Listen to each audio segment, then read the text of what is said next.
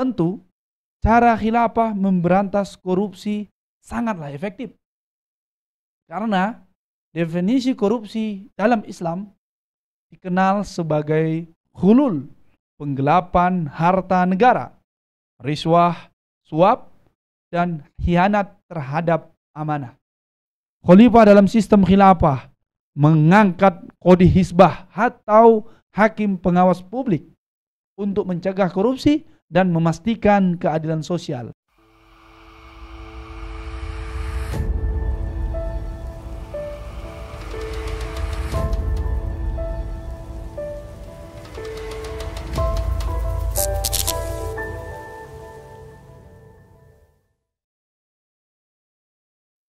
Assalamualaikum warahmatullahi wabarakatuh. Alhamdulillah kita bertemu hari ini di dunia yang serba oplas sana oplos sini. Belum selesai Pertamina, muncul pupuk dioplos, muncul lagi minyak goreng dioplos. Oleh karena itu penting rasanya kita membahas cara khilafah memberantas korupsi. Sekarang di era hari ini sangat terbuka. Di dunia ini data-data informasi yang dapat kita lihat, dapat kita baca, dan tentu kita dapat kritisi. Fakta tingginya korupsi di Indonesia. Indeks persepsi korupsi IPK Indonesia relatif rendah. Berdasarkan data Transparansi Internasional, indeks persepsi korupsi Indonesia pada tahun 2023 berada di angka 34 dari skala 100 yang menunjukkan tingkat korupsi masih tinggi. Dan posisi Indonesia terus mengalami penaikan, mencerminkan penegakan hukum terhadap korupsi tidak efektif. Dan belum lagi ketika kita bicara banyak para pejabat dan politisi terjerat kasus korupsi. Komisi Pemberantasan Korupsi misalkan telah menangkap ratusan pejabat negara termasuk gubernur, bupati, wali kota, anggota DPR RI, DPRD, hingga menteri. Belum lagi kita melihat sekarang yang mana kita melihat Pertamina yang luar biasa. Kalau dibuat Liga Korupsi Indonesia, klasemen sementara diduduki oleh korupsi yang dilakukan oleh Pertamina. Dugaannya mencapai 1.000 triliun rupiah dan diikuti kasus korupsi timah, belum lagi kasus-kasus Jiwasraya, Asabri, belum lagi nanti korupsi-korupsi yang lain. Ini dapat kita lihat fakta tingginya korupsi di Indonesia. Dan salah satu contohnya lagi adalah proyek EKTP yang merugikan negara triliunan rupiah. Dan tentu ini masih di bawah dari korupsi Pertamina, Timah, dan sejenisnya. Kasus terbaru misalkan tadi adalah Kementerian Pertanian, BTS, Kominfo juga menunjukkan korupsi terjadi di berbagai lini pemerintahan, termasuk oplos minyak Pertamax dari Pertalite. Fakta lainnya, korupsi di semua tingkatan pemerintahan. Korupsi tidak hanya terjadi di tingkat pusat, tetapi juga sampai ke daerah-daerah. Banyak kepala daerah ditangkap karena suap gratifikasi dalam berbagai proyek atau jual beli jabatan. Selanjutnya, kita juga melihat bahwasanya fakta tinggi korupsi di Indonesia ini disebabkan diantaranya adalah biaya politik yang mahal dan transaksional. Pemilu di Indonesia dikenal sebagai salah satu yang paling mahal di dunia, terutama untuk level DPR dan kepala daerah. banyak kandidat mengeluarkan, mengkocek miliaran hingga triliunan rupiah untuk kampanye, bahkan melalui praktek korupsi setelah terpilih. Kenapa? Karena kalau berpatokan dengan gaji atau tunjangan yang ada, pasti tidak dapat mengembalikan modal miliaran, puluhan miliar, bahkan triliunan yang sudah dikeluarkan tadi. Selanjutnya, kita juga melihat penyebab korupsi di Indonesia ini terjadi semakin tinggi karena apa? Kita harus juga membahas itu. Karena ketika kita bicara tentang fakta demi fakta, maka sebenarnya penyebab korupsi di Indonesia ini apa? Maka dapat kita simpulkan. Yang pertama, karena sistem demokrasi dengan pemilihan langsung yang padat modal. Biaya kampanye yang sangat besar mendorong kandidat mencari dana dari pihak tertentu, termasuk pengusaha dan kelompok kepentingan. Kenapa? Karena dengan biaya pribadi nyaris tidak ada kandidat calon yang mempunyai modal untuk itu. Sehingga membutuhkan pemodal yang lain. Mungkin ada, tapi tidak banyak yang sanggup membiayai dirinya sendiri. Setelah terpilih, mereka memiliki utang politik. Mereka mempunyai utang-utang yang harus mereka penuhi, yang harus dibayar dengan berbagai kebijakan dan proyek yang menguntungkan penyokong dana mereka. Mungkin bukan dibayar dengan uang, tetapi dengan proyek-proyek atau dengan tanda tangan pejabat yang terpilih tadi. Dan itulah mekanisme-mekanisme yang umumnya terjadi.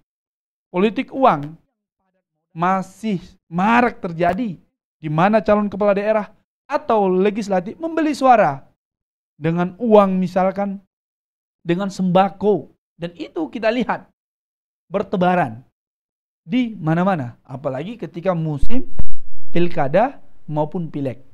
Banyak politisi akhirnya korupsi, suap proyek, jual beli jabatan untuk mengembalikan money politik mereka yang sudah mereka keluarkan ketika ingin menjabat sesuatu posisi tertentu. Selanjutnya, kita juga melihat fakta di tengah-tengah kita yang mesti juga kita kritik. Apa itu? Lemahnya penegakan hukum. Hukuman bagi koruptor cenderung ringan dibandingkan dengan negara lain. Misalkan kasus timah waktu itu. Saya yakin, dugaan kuat saya mengatakan ketika kasus timah itu tidak viral, maka bisa saja 6,5 tahun itulah putusan. Tapi ketika viral, terjadi lagi. Maka dinaikkan ancaman hukumannya, divonis lebih tinggi. Nah, itu adalah praktek-praktek cenderung ringan. Kenapa? Ini menyebabkan tidak adanya efek jera terhadap pelaku-pelaku korup. Kita lihat saja nanti kasus Pertamina misalkan, yang oplos sana, oplos sini, yang dugaannya terjadi dari tahun 2018 sampai 2023.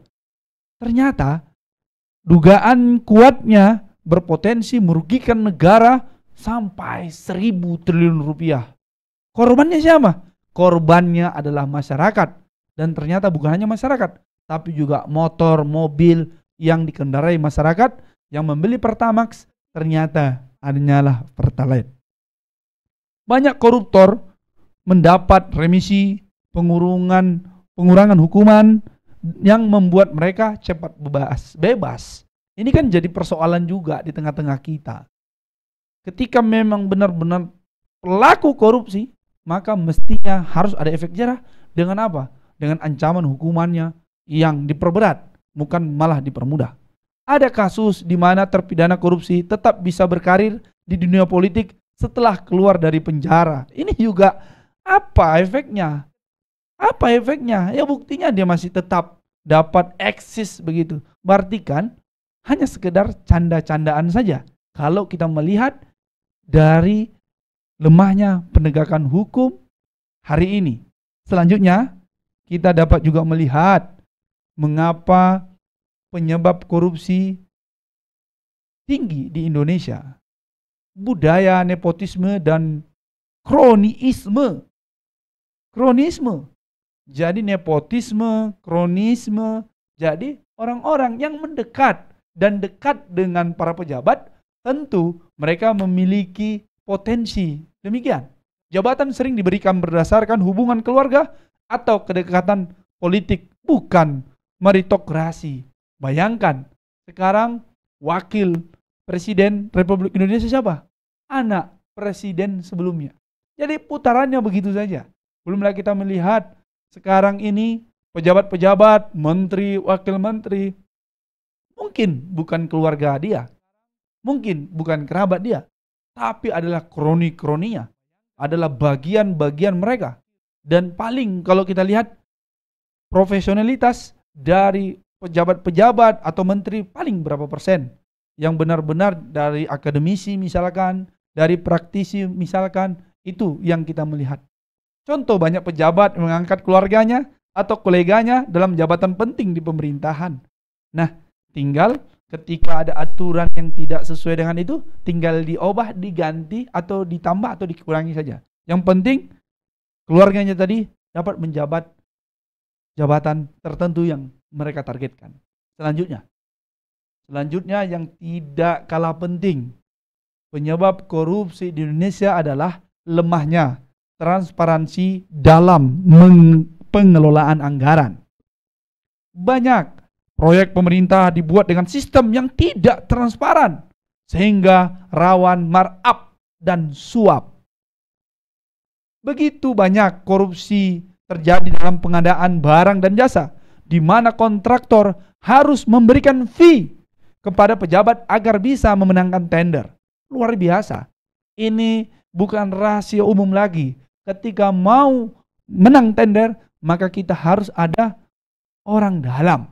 Kita harus memiliki link yang memiliki tanda tangan berarti, dan itu biasanya tidak gratis. Dan inilah diantaranya penyebab korupsi Indonesia, lingkarannya begitu-gitu saja. Selanjutnya, kurangnya kesadaran politik dan kontrol masyarakat. Banyak kasus korupsi yang sudah diketahui masyarakat, tetapi belum cukup tekanan publik untuk menuntut perubahan sistemik. Ini kita juga harus memahami, ini bukanlah korupsi yang dilakukan oleh 1-2 orang. Bukanlah hanya oknum semata, tapi ada sistem yang membuat harus korupsi. Ini harus dipahami oleh masyarakat sehingga muncul kesadaran kita perubahan yang bukan hanya personal semata, tapi perubahan yang mendasar, yang sistematik, fundamental. Masih ada saja anggapan bahwa korupsi itu wajar dalam politik dan bisnis. Padahal ini adalah pemahaman yang salah dan haram. Selanjutnya,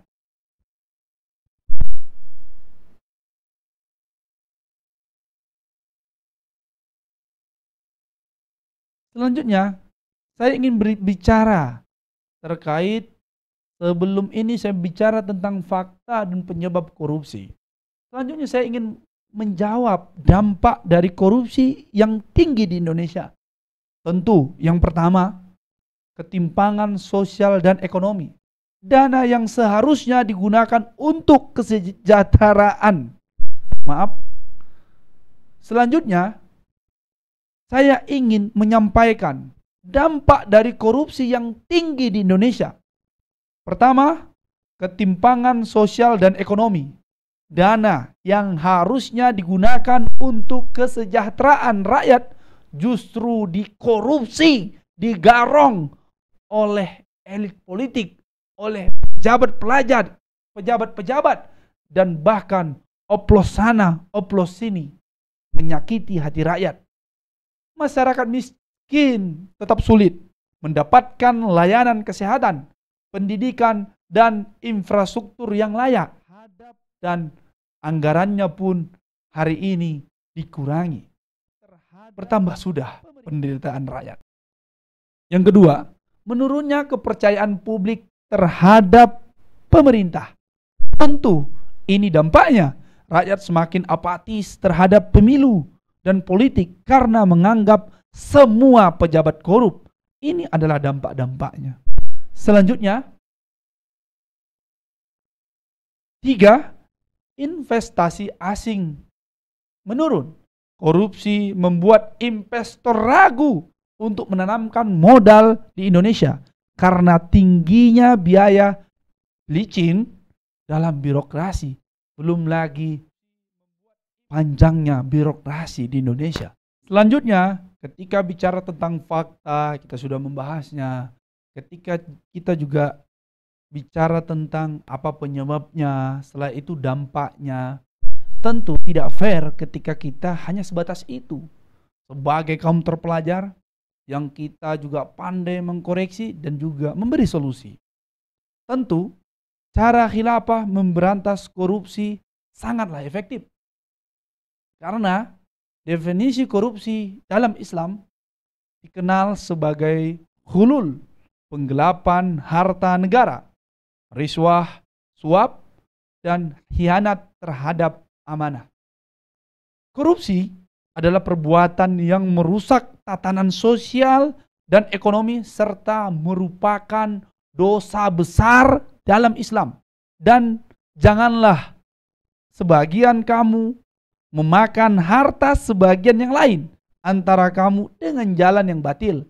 Dan janganlah kamu membawa urusan harta itu kepada hakim supaya kamu dapat memakan sebagian harta benda orang lain, dan itu dengan jalan berbuat dosa padahal kamu mengetahui. Dan itu adalah dalil haramnya korupsi yang disampaikan oleh Allah Subhanahu wa taala di dalam Al-Qur'an Al-Baqarah ayat 188. Belum lagi dari hadis Abu Daud nomor 33580, Tirmizi nomor 1337, laknat Allah atas pemberi suap dan menerima suap. Ini adalah bagian penjelasan dan dalil keharaman melakukan praktik korupsi. Selanjutnya, kita juga memiliki pemahaman terkait prinsip pemberantasan korupsi di dalam khilafah. Pertama, pemimpin sebagai teladan dalam kejujuran. Dalilnya diantaranya di surah An-Nisa ayat 58. Yang artinya, sesungguhnya Allah menyuruh kamu menyampaikan amanat kepada yang berhak menerimanya. Dan apabila kamu menetapkan hukum di antara manusia, hendaklah kamu menetapkannya dengan adil. Kita juga melihat kisah Khalifah Umar bin Abdul Aziz. Umar bin Abdul Aziz pernah mematikan lampu negara ketika membahas urusan keluarganya agar tidak menikmati fasilitas negara. Ini adalah bagian contoh yang harus kita berikan kepada masyarakat. Pemimpin itu menjadi contoh bagi rakyatnya. Ketika contoh yang dilakukan oleh pemimpin-pemimpin kaum muslimin di dalam kekhilafahan, maka amanah itu dapat tersampaikan dan masyarakatnya tidak terzolimi. Berbeda ketika pemimpinnya melakukan praktek-praktek korupsi, melakukan praktek-praktek khianat, suap menyuap, maka rakyatlah yang menjadi korban utama dalam praktek-praktek ini. Selanjutnya, prinsip yang juga sangat penting dalam khilafah memberantas korupsi adalah kedua itu adalah sanksi berat bagi pelaku korupsi. Dalilnya dalam surah Al-Imran 161 yang artinya, dan barang siapa yang berbuat ghulul, menggelapkan harta, maka pada hari kiamat ia akan datang membawa apa yang digelapkannya itu, Bayangkan, ketika korupsi dilakukan 300 triliun, bahkan mungkin 1000 triliun, itu nanti akan dipertanggungjawabkan, dia akan membawa apa yang dia korupsi. Kita juga melihat kisah Rasulullah SAW dan penggelapan harta. Seorang sahabat bernama Ma'is bin Malik yang melakukan penggelapan harta dihukum sesuai dengan hukuman dan telah berjasa walaupun dia berjasa dalam peperangan. Ini adalah bagian dari contoh siapapun yang melakukannya harus diberi hukuman yang setimpal, dan setimpalnya itu adalah bagi pelaku-pelakunya harus diberikan sanksi yang berat.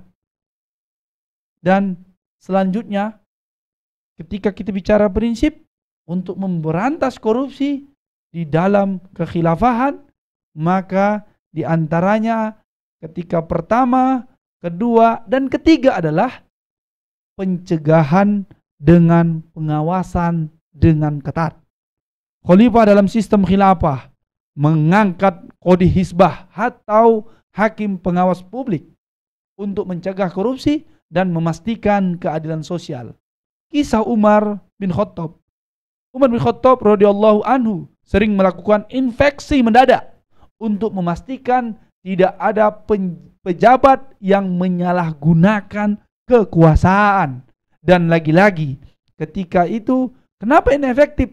Karena Umar bin Khattab sudah membuktikan dirinya memiliki integritas, dan tentunya integritas itu dicontoh oleh pejabat-pejabat di bawahnya, dan sewaktu itu Umar bin Khattab sebagai khalifah dalam sistem kekhilafahan. Selanjutnya, selain dari pencegahan ini, tentu yang dikedepankan juga yang tidak kalah penting adalah sistem pengawasan dalam khilafah untuk mencegah korupsi adalah muhasabah, kontrol terhadap penguasa. Ini terdapat di hadis riwayat Bukhari dan Muslim. Setiap kalian adalah pemimpin dan setiap kalian akan dimintai pertanggungjawaban atas kepemimpinannya. Kisah Khalifah Umar bin Khattab. Umar pernah menegur putranya sendiri karena mengambil harta dari Baitul Mal yang tidak halal. Ini adalah contoh. Laporan belum lagi, selain dari muhasabah atau kontrol tadi, adalah laporan kekayaan pejabat. Pejabat dalam khilafah wajib melaporkan harta sebelum dan sesudah menjabat. Ketika ada kenaikan yang melampaui secara umum, maka kelebihannya harus diambil oleh negara dan digunakan untuk masyarakat. Kisah Khalifah Umar. Umar meminta para pejabatnya yang bertambah secara mencurigakan kepada Baitul Mal dikembalikan. Hukuman setimpal bagi pejabat korup. Kisah Khalifah Ali bin Abi Thalib. Ali bin Abi Thalib mencopot gubernurnya. Langsung mencopot gubernurnya yang diduga mengambil harta rakyat tanpa hak. Ini adalah bentuk ketegasan pemimpin yang menjadi contoh. Selanjutnya, perbandingan pemberantasan korupsi dalam khilafah dan sistem sekuler. Tentu aspeknya bersumber dari khilafah Islam bersumber dari Al-Quran dan As-Sunnah. Sedangkan sistem sekuler hukum buatan manusia. Sanksinya di dalam khilafah Islam tegas dan menjerakan, hudud dan takjir. Sistem sekuler hukuman ringan, banyak celah hukum dan dapat diakal-akalin. Pengawasannya kepemimpinan sebagai teladan dan panutan. Tetapi dalam sistem sekuler banyak pemimpin yang korup. Lembaga pengawasnya sering terpengaruh politik. Belum lagi pencegahan, pejabat wajib lapor harta dan diperiksa ketat. Sementara sistem sekuler tidak ada kontrol yang ketat terhadap pejabat. Malah sering sekali terjadi negosiasi di antara mereka. Dan selanjutnya, terakhir kesimpulan. Yang pertama, yang harus kita pahami, korupsi adalah dosa besar dalam Islam dan harus diberantas dengan tegas. Yang kedua, Dalam sistem khilafah, pemberantasan korupsi dilakukan melalui pemimpin yang amanah, sanksi berat, dan sistem pengawasan yang ketat. Yang ketiga, berbeda dengan hukum sekuler, sistem sekuler yang sering gagal memberantas praktek-praktek korupsi, lemahnya sanksi, dan kepentingan yang ada di dalamnya. Dan ingatlah para pejabat-pejabat di negeri ini, sesungguhnya Allah mencintai orang-orang yang berlaku adil. Dan ingatlah, apa yang kalian tanam akan kalian tuai. Apa yang kalian korupsi akan kalian pertanggungjawabkan, bukan hanya di akhirat, tapi juga di dunia. Lebih besarnya di akhirat kelak. Mudah-mudahan ini bermanfaat bagi kita semua, dan ini peringatan kepada pejabat-pejabat korup. Kembalilah kalian, bersikaplah amanah, dan tentunya hanya Islamlah, hanya khilafahlah yang dapat memberantas korupsi di negeri ini. Terima kasih. Assalamualaikum warahmatullahi wabarakatuh. Allahu Akbar, Allahu Akbar, Allahu Akbar.